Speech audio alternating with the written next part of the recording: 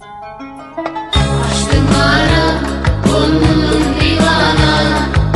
Açtım ara, oldum divana. Gel karşı karam, uymadan ara.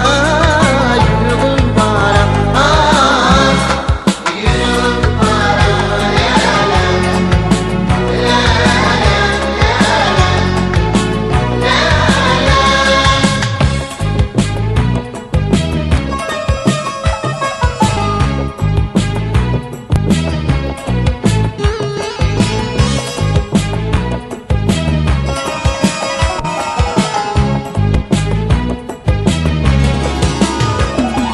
Korkudan taşa ayrılıp benim bu tadımın geçi yüreğim sonda da ölüm dinle paramı yürü aydımın dinle ovalın. Açtım ara, gönlüm divana. Açtım ara, oldum divana. Yel karşı karam, uymadan ara. Yürü para, ah, yürü para.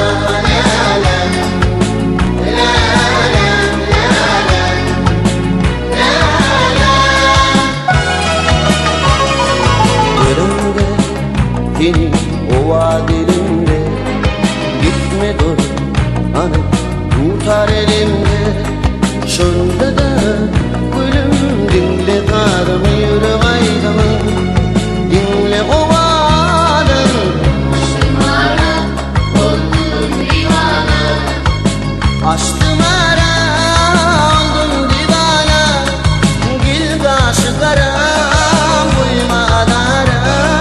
Yürü para, ah, yürü para.